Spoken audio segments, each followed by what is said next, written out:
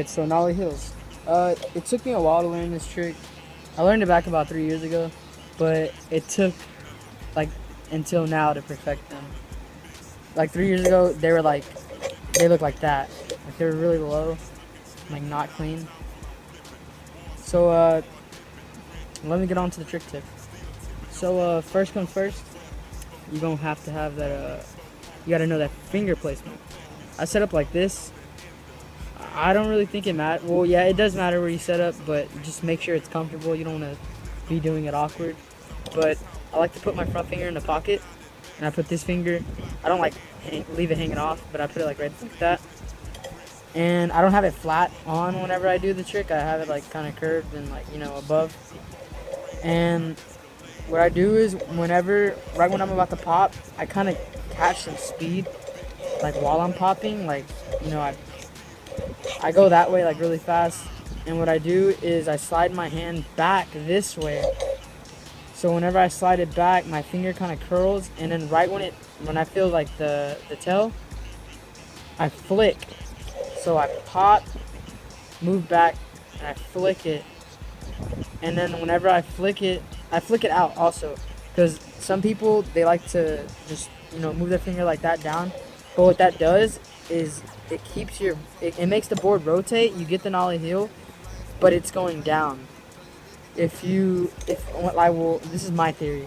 If you flick it like out, what it's gonna do is instead of going down, when you flick it, it's gonna cause the board to move up, and it's gonna tweak also, and it's gonna tap your finger, your front finger, and right when you feel that tap, just land it and just roll away, dude.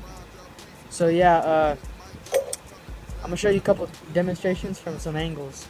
Alright, so right there, you can see that I flicked out and I caught it with my front finger. Also right there, you can perfectly see it. Here goes from the back angle. I flick out.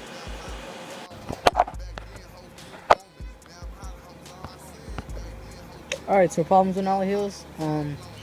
You can over rotate like that. It'll over rotate. See, they're double. Or you can under rotate, where you catch it on the back. This trick can be really frustrating, but when you do get the hang of it, it's one of the funnest tricks, and I think it feels really good when you land it really clean and you roll away. So yeah, those two problems, rotating and under rotating. So if you're over rotating, then you're probably flicking really hard, or actually whenever you flick down, that problem happens a lot. Like whenever I used to flick down, it would do that. It would just, because you're flicking down, so the board's going straight down, and you have to catch it yourself, like by moving your hand down. But that's why I started flicking out. So whenever you flick out, the board goes up while flipping, and it sucks back into your fingers, so you can put it down and roll away every time. Also with under rotating,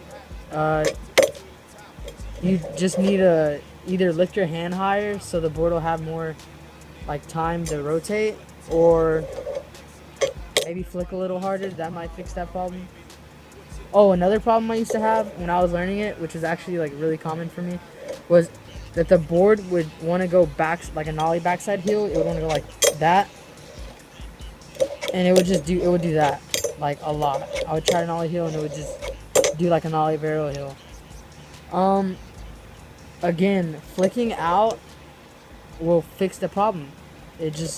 Or I guess if you try to pop that way and flick down, it'll also fix that problem. But I think flicking out will fix the problem, because whenever you flick out, it doesn't have that tendency of wanting to turn that way.